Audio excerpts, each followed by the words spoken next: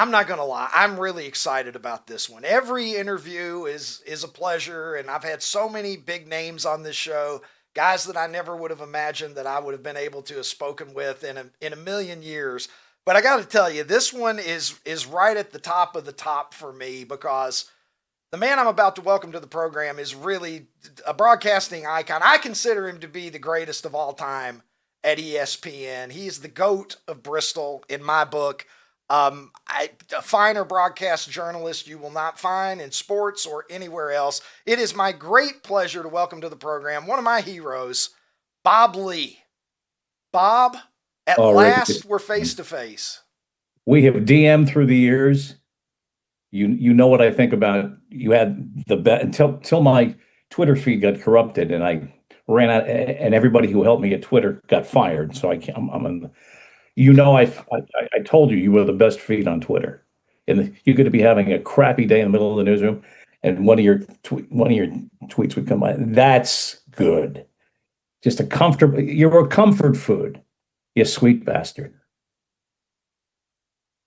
Well, Bob, thank you. Look, being called a sweet bastard by you, that is, I mean, we can put that on my tombstone.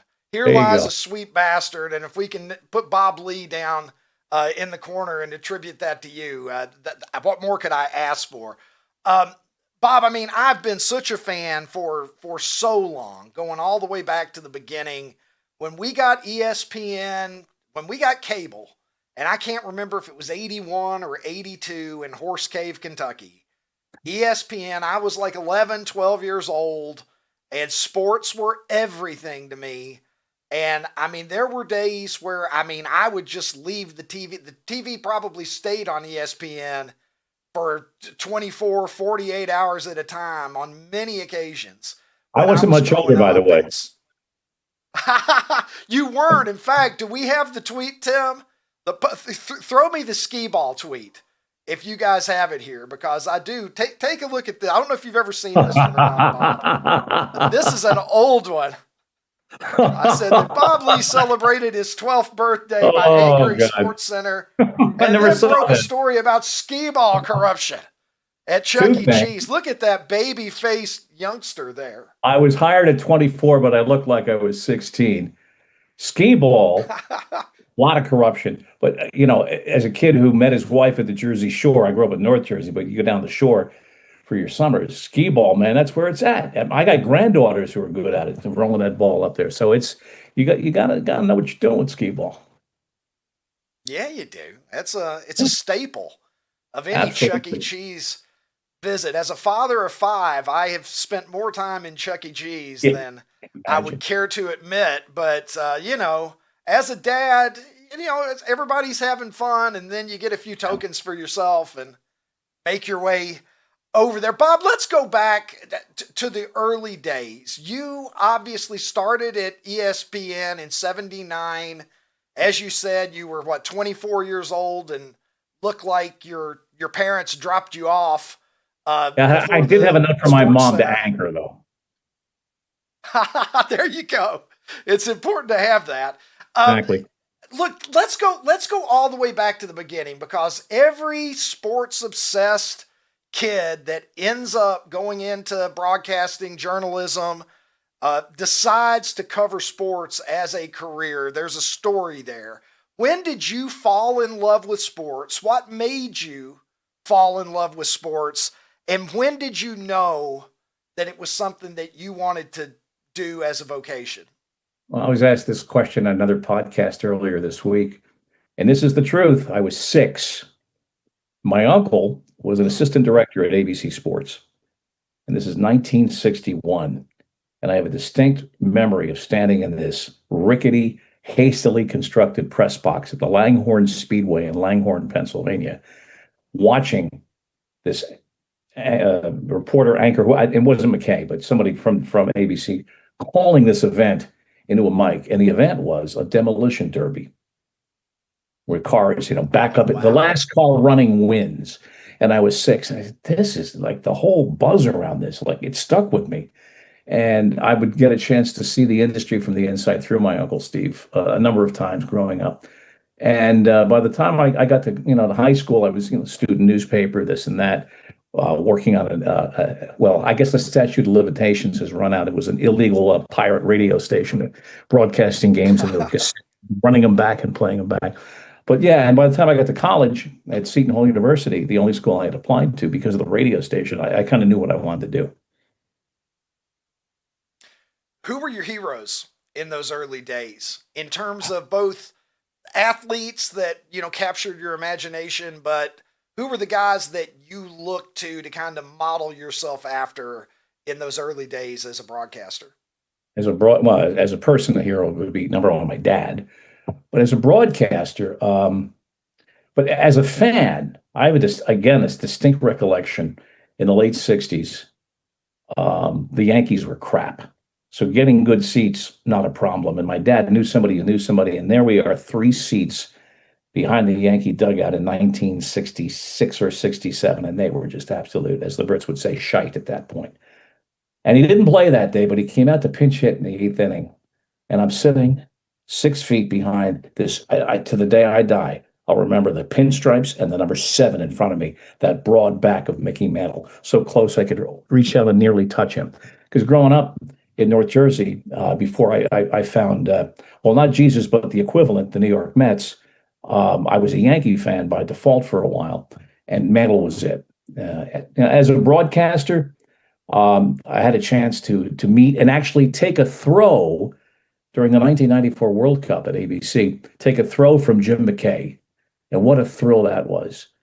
And I had a chance to tell Brent Musburger what I learned watching him host the NFL Today as the conductor, the maestro, the de facto producer, and the man stirring the stew together live on the air, and watching that skill at work. So those are the figures that jump out to me. What was it like in those early days before ESPN was ESPN, right? We look at it now and we know the whole story and it's become so huge. But in those early days when you guys were kind of figuring out what it was on the fly, how much fun was it? And what was it like going to work in Bristol in the early 1980s, let's say? Well, you hit it on the head with what you said, figuring it out on the fly. Because if there was a master plan in the first few years, it didn't get down to us. We were the ones going on the air.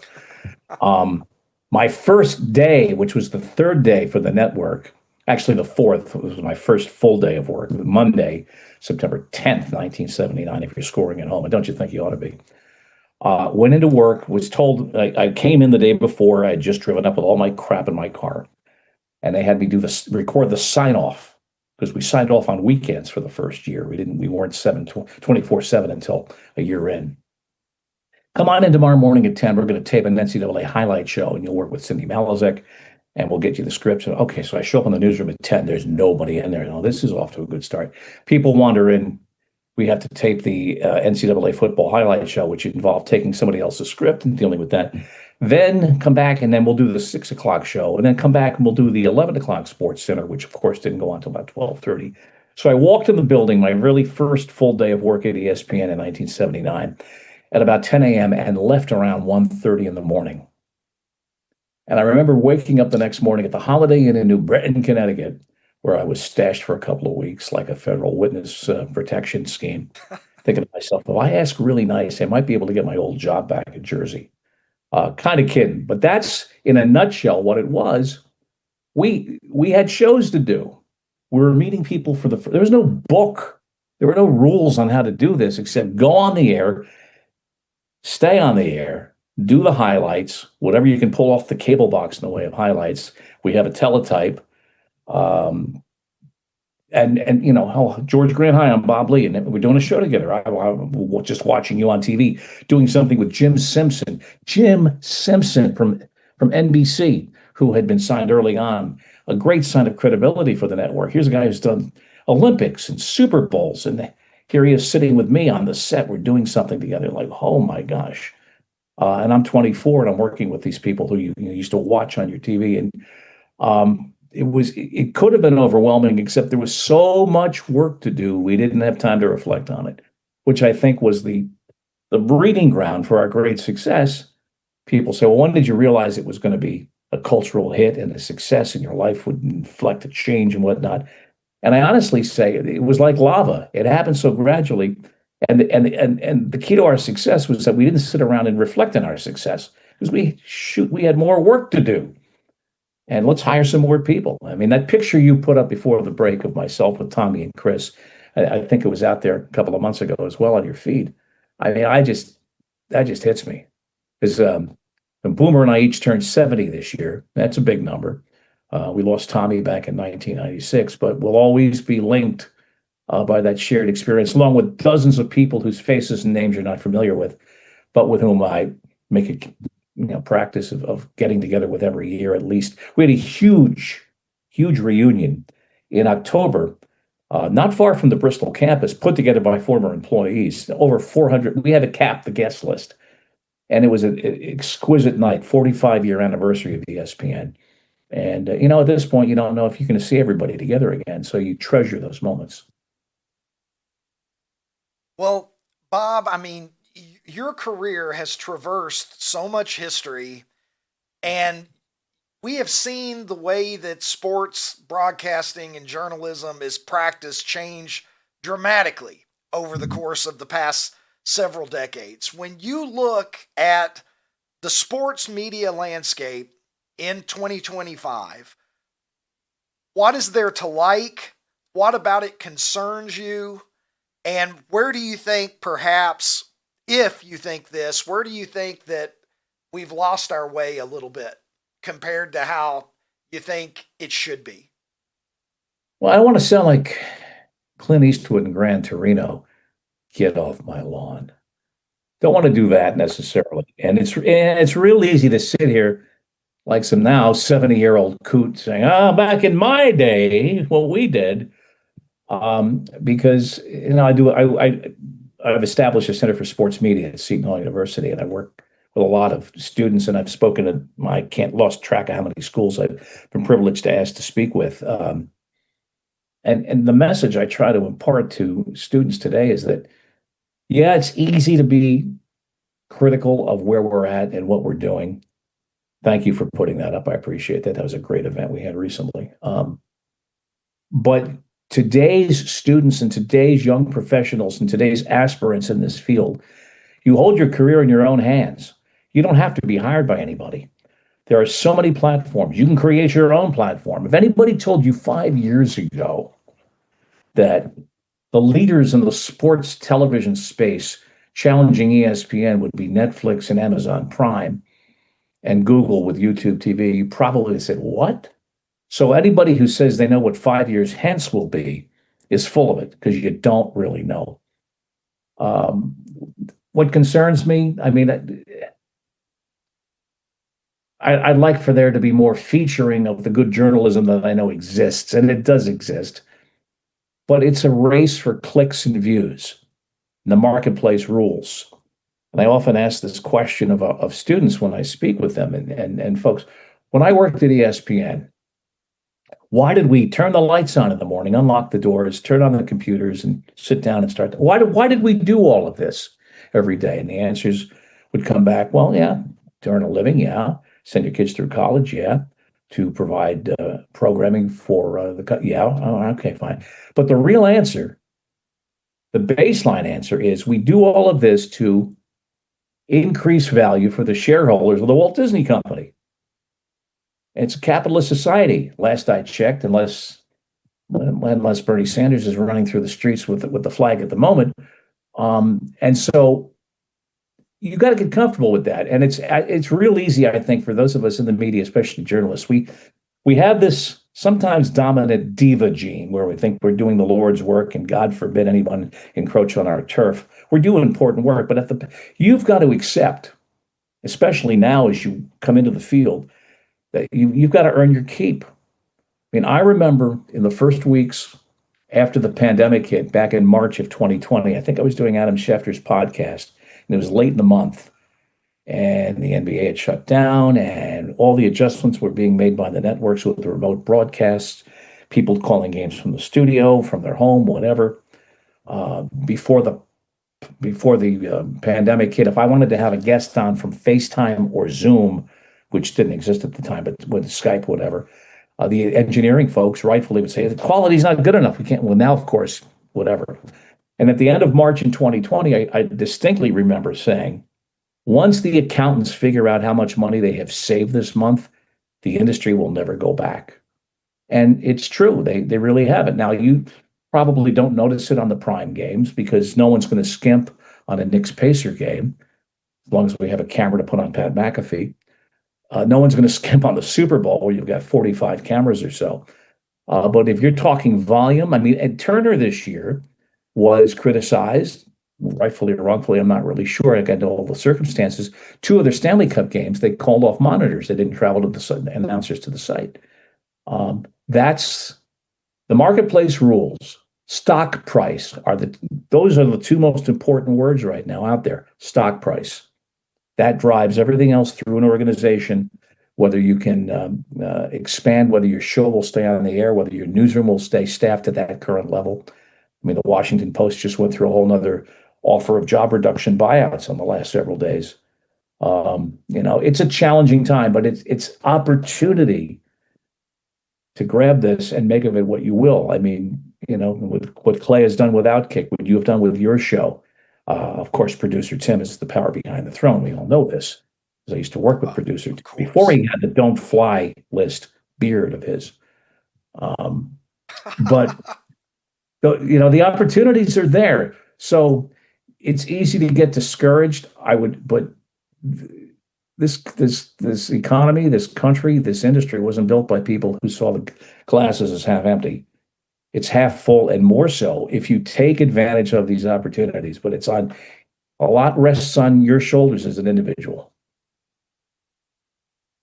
Bob, do you miss Outside the Lines? And as you look at what's going on in sports today, are there ever any moments where you think to yourself, man, I wish that I could tackle this in the way that I used to? I miss the people desperately, and I make every effort to stay in touch with them. And we have stayed in touch, not only with Outside the Lines, but all the things I worked on. And you might have been eavesdropping on me. You got devices planted in my house because something will come along, a story will come by. I mean, Belichick's whole saga. Oh my God, that's a target-rich environment, as they would say in the military. But serious stories too. And you say, boy, I'd like a piece of that. I got some things I need to say, and I think I could do a better job than what I just saw on whatever network it is, and not necessarily ESPN. But then the next day is Tuesday. And the day after that is Wednesday.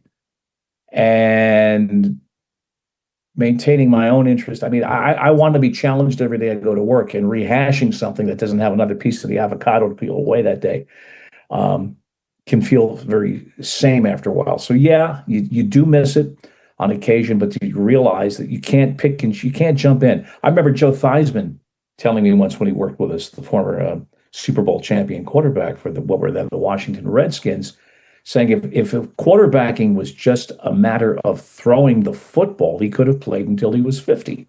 He felt his arm was that good. Of course, we saw if you were old enough to remember what happened back in the 80s when Lawrence Taylor took out his knee on national TV on a Monday Night Football game. It was gruesome. You got to be a full-bodied quarterback. You just can't do that. But that always stuck with me. You don't get to choose your circumstances necessarily. You try and shape them as best you can, but not all the time. Did it become more difficult in any way to do what you did as time went on? Because as I've tweeted before, and you've probably seen where I've tweeted this at some point, one of the reasons I've always had so much respect for you is I never felt that you bent a knee to the changes in broadcasting around you, that you made a decision of who you were and what you were going to be as a broadcaster. And I always felt that you were steadfast to that I knew what I was getting when I listened to Bob Lee, and that Bob Lee was going to tell it to me straight. He was going to tell me what he really thought, and he was going to cover the matter in a nuanced way that, I might be a little smarter after I watched the segment. Did that get tougher to do as time went on in the industry? Well, thank you for your generous words. Nuance. I gave a commencement speech again at my alma mater about 6 years ago, and the things that were missing from society, I thought were critical thinking, grace, taking it easy on people because we all need second chances, and more than anything else, nuance. Of course, speaking to people who communicate, all of us in 140 or 280 characters on what was in that Twitter is a tough thing to do.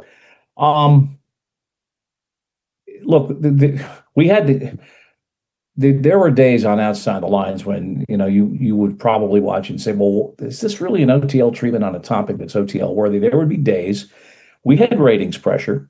It wasn't as extreme or in the moment as other shows, but you have to be able to wrap something in a topic in an approach that's digestible and entertaining. I mean, we have to make with more choices than ever now. And who sits in front of a television and watches things? I'm sure most people watching this are watching it on a laptop at work or watching it on their phone and whatever. No one's sitting in front of a TV set. With more opportunities than ever for people to click away and move on, you have to hold their interest. And it became more of a challenge. And yes, that half hour on ESPN1 was valuable real estate. And then we got moved to ESPN2. These were all business decisions, and the people making them, I have the utmost respect and admiration for, because if I had their jobs, I'd be making decisions based on the same principles and guidelines, because it's my ass on the line. And why do we open the doors in the morning? To increase value for the shareholders of the Walt Disney Company. We are a capitalist endeavor. We're not. It's not a university project. So yeah, it got tougher and tougher. But when I stepped aside, my gosh, I took my sabbatical now 6, 7 years ago. Oh my Lord. That was principally for personal reasons. Incredible amount of effort to do what we were doing. And it just got to a point where it was time to turn the page and move to a different phase of my life. Bob, what do you think of the whole Caitlin Clark era as we're seeing it attempt to take off and flourish in the WNBA? We joke on the show a lot. We talk about the WNBA a lot more than I ever would have imagined before I heard that young lady's name, Caitlin Clark. And so much of what we cover, we're talking about off the court drama, allegations of this or that, or, how does this person feel about that person? Do you think the WNBA is kind of fumbling this opportunity with the Golden Goose to this point? What do you make of it? I think the more you talk about the WNBA, whatever the issue is, in their heart of hearts, they should be saying, thank you, Ricky Cobb. Because, just look at the value of the broadcast properties, the television ratings. The controversies are great. Just get my name right. That's the first rule of trying to break. What's the greatest challenge in this fire hose of content that's being pushed out digitally to every human on earth? You could sit in front of your laptop all day. I subscribe to so many newsletters and blogs.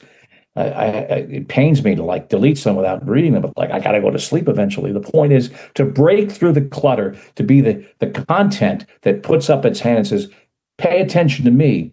That's a tough thing to do.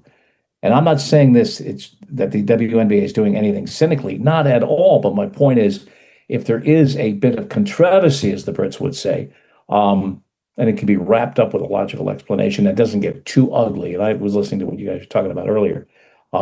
That's not a bad thing necessarily. And I don't mean to sound cynical and that there's some plan to that. But we're talking about the WNBA. We're talking about Caitlin Clark. We're talking about Angel Reese and all of this stuff. We talked about Magic and Larry. How about Dr. J in a fist fight in the 80s? Who would have thunk the great gentleman of sports would be in there throwing haymakers? You can go to YouTube. So we'll look back on this in 10 years on YouTube, if YouTube exists in this form, and say, hey, remember those days we were wondering about the WNBA? And at that point, franchise values could be up to $1 billion. Who knows? because Bob, that's what that's is the that? ultimate measure. Pardon me, Ricky. That's the ultimate measure of success in sports. Right. I was taught that by a former commissioner of the CBA, Jim Drucker. Franchise value, just like when we open the doors in the morning for share value, price per share, and franchise value. That's why find me a human being who has lost money owning a pro sports franchise in the last 20 years. You cannot. And isn't that a powerful thought when we hear so much about how the sky is falling? You hear so much, NBA, Where's the sky falling? It's not falling on a pro sports owner, especially the ones who won the sperm lot. Have owned the team for 100 years through the family. They're sitting on pure capital gain. Everyone's all angsting, and the Trump administration has proposed a change in the tax law that would cut in half the write-off they get on their intangible benefits over 15 years. I don't want to go into the weeds on tax policy. It's the last thing I'm sure you want to do. Point is, it's an unfavorable law for pro sports owners, which is interesting since the president is so tight with Jerry Jones and Bob Kraft. Weep not for anyone who owns, especially in the NFL is lava. You cannot stop it. It's the greatest cultural force in this country. Name a bigger one. No, I can't do it. I can't. You can't. Not one religion, not one political party or philosophy. No, it's the NFL. And it unites everybody. It's the unifier around the Super Bowl campfire, and when we watch the commercials. I mean, how perverse is that? How capitalistically lovable is that we gather by the tens and tens of millions to watch commercials together? Oh, it's a Madison Avenue, dream. It surely is. I wonder what the Doritos commercial is going to be this year. Yeah. A society waits with bated breath, Bob, to get that news every Musburger year. once said, "This is for all the Doritos." So, a couple of things here. Pat McAfee, you mentioned Pat McAfee earlier. What do you make of the Pat McAfee era at ESPN, which is certainly a departure from what we saw for a long time over there? Listen, I respect the hell out of what Pat's created and how he has taken this moment, this opportunity. This is what we preach to youngsters who have aspirations coming into the field. Created it your own platform, your own identity, your own brand, and break through the clutter. And you're the piece of content that screams, "Watch me." And Pat's done that. It's not an ESPN show. Yeah, but it is an ESPN show. No, it's not an ESPN show. It's licensed, but those nuances fall by the wayside. Listen, I respect what he created and how it's been managed to a position of success and how it seems to be working well. It's not the way I would do a show. It's not the way I would report issues, but like Baskin Robbins makes a lot of different flavors. But that cut last night that he showed from the game, I just disappointed. There's a way to creatively taunt Ben Stiller and Spike Lee and whoever else is coming out from New York to the game without having to resort to calling them SOBs. And I wonder if somebody in the league office picks up the phone today and talks to the Pacers and say, let's be careful who we give the mic to, or what words of advice we give to those we give a public address mic to. Is it necessary to go there? Look, I'm going to sound like I'm on my fainting couch in 1890. I get it. The F word has burst through. Politicians use it freely. It's on everywhere except over-the-air television now. I get it. But can we go through a pretense of having some decorum some places? Maybe. You're no prude, Bob. You've been consuming my tweets for years. And I think what you're saying is, I think what you're saying is, it's true. Just because you can do something doesn't mean that you need to just do that thing over and over and over again. It's like lyrics to songs, right? God help me. I'm talking to Bob Lee about WAP. But remember the song WAP that we were all so concerned about for a while there? My buddy Tom Cotter, the comedian, and you can find this on YouTube, took the lyrics from WAP up against Baby It's Cold Outside, that song from the 40s, which was getting a lot of revisionist and Me Too attention for being very paternalistic and from the patriarchy. And Tom Cotter does this back and forth between the lyrics. These are the lyrics that people were criticizing. These are the lyrics that are being celebrated by this current hit. And it's hilarious and illustrative and enlightening all at the same time. I would encourage you to find it because, yeah, you know, I got I've seen it. I It's got 4 young brilliant. granddaughters, and It's they're going to absolutely develop their brilliant. own worldviews.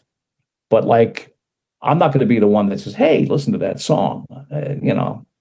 Somebody they're going to have to encounter it themselves at some point, make their own Yeah. decisions. But putting it in people's faces, that's tough. Just because you can doesn't mean you should. And I think that that's a distinction that some of us might be well advised to ponder a little bit more. Um, Bob, when you look at the future of the industry, Tim was talking with me. I read the article that you sent over talking about AI, for instance. That was something that I was dealing with in my old profession as a college professor. Yeah. The whole cat and mouse game of it was just starting to happen, really my last year, where AI wasn't really a thing until suddenly it was a thing. And now it's really a thing and it's getting better, it seems like, by the minute. And then you start considering, well, if this is where we are now with AI, and 3 years ago, it wasn't even on my radar. I was aware there was such a thing that existed, but now it's a part of my everyday life. I actually use AI on virtually an everyday basis for something or another. Then I start thinking, well, how good is it going to be 2, 3, 5 years from now? When you look at the industry, and maybe you could speak to AI a little bit in this as well, what concerns you and what do you think is going to be sort of the next level of challenges as we go forward and try to navigate this technological world that we find ourselves in? Well, I got to tell you, I had this conversation with people. I had lunch last week with two. There's about 150 years of sports journalism experience around the same lunch table at this little place in Connecticut, where, by the way, the night before Joe Biden had just lunched, and we had the same server, and we're talking about this. And point I was making to my fellow colleagues, former colleagues, to be in, you talk about, do you miss working in the newsroom? Do you miss OTL? I mean, I can't imagine the challenge that exists on the very basic level of verifying, is that a real soundbite? Is that tape real? Is that image real?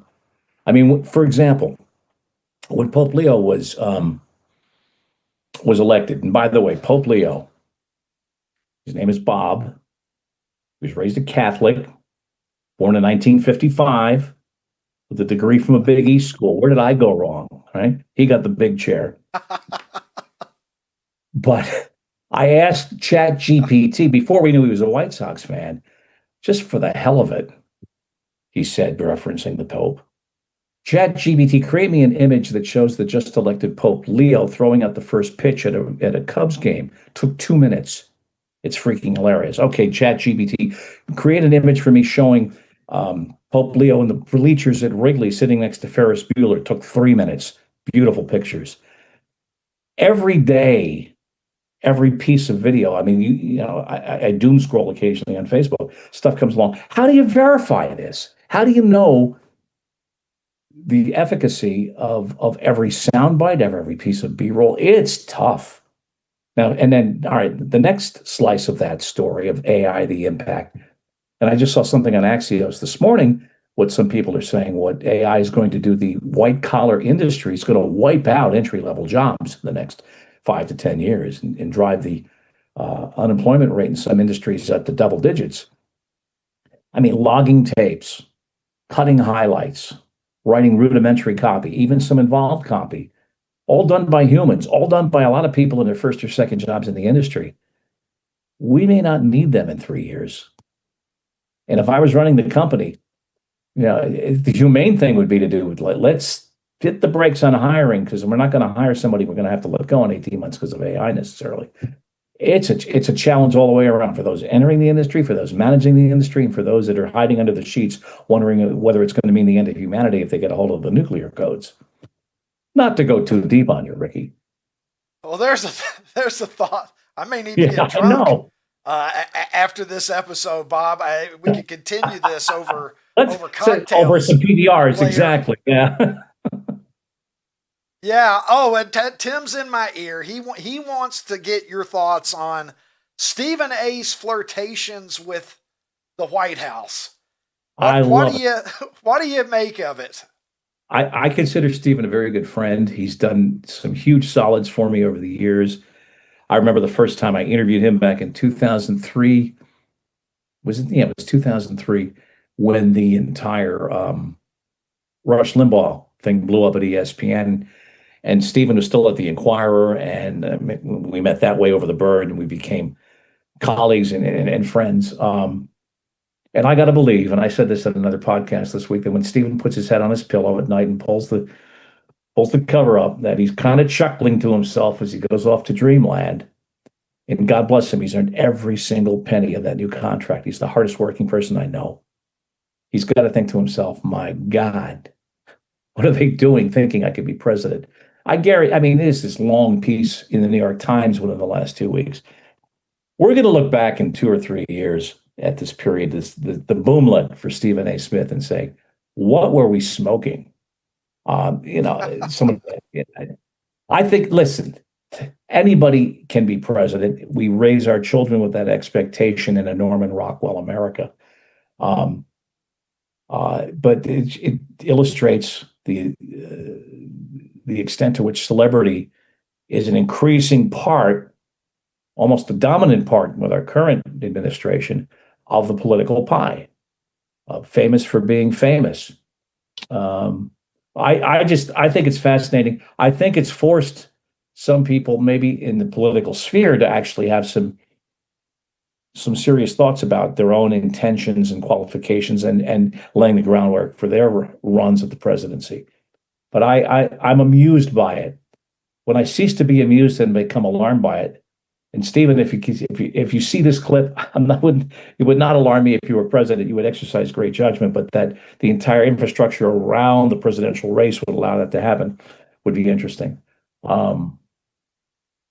Stay tuned. How about Bob Lee, the fan? What is your relationship like with sports these days? Just purely from the recreational standpoint of what do you consume the most? What do you enjoy following the most these days? Mets, which can be a challenge based on baseball's 19th century blackout rules and moving between. We were fortunate to have two different residences in areas of the country, so blackout and getting a hold of it. But the Mets are blessed with the best booth, Gary, Keith, and Ron. It's not even close with everybody else. And I'm sorry for if you work in one of those booths, but it's a joy to watch. It's just similar with your Twitter feed, Ricky. It's comfort food. It just feels good just to sit and immerse yourself in it. Waiting for last night, for example, at the end of the game against the White Sox, they were forming a little victory circle. They had a walk off. I think it was a walk off. No, it wasn't a walk off. They just won in the ninth inning, and they didn't convene their little kick victory dance. They waited for Soto to get there. He was the last to arrive from right field, but they waited for him. When he blossoms, and he will, he's too good a player not to. It's going to be something to watch. So the Mets and English Premiership, my Spurs, who had a wretched regular season, but we're well down on the table. But there's always next year, and that's pretty much it. I don't really. I didn't watch much of the NFL. It's tough to be a fan of the NFL when you know what you know about the politics of the league, the finances of the league, but also just what that game can do to humans. I mean, every play is a car crash, and you can make it safer, but you can't make it safe. Well said. Well said. There's just an inherent danger there that you have to live with if you're going to play that game. Bob, look, I'm in danger of taking up your entire morning here, so I'm going to wrap this up. But I want to thank patio. We can power wash together. There you go. I really do want to thank you, though. I've had so many people on this show that I admire, that I've been a fan of for years and years and years, but I was telling Tim last night, I was more, starstruck, might not exactly be the right word, but more just amped to talk to you than I was to sit 5 feet away from Lawrence Taylor and interview him from Radio Row back in February. It is truly a pleasure. When you reached out to me, I went back and looked this up. 2019, you sent me a message on Facebook, and we may have had a couple of exchanges on Twitter before that, but you sent me a nice message, and I don't know if you'll remember this or not. It was in reference to a Buzz Aldrin tweet. It was a picture of Buzz Aldrin and his family, and I said every time somebody said, "Are we there yet?"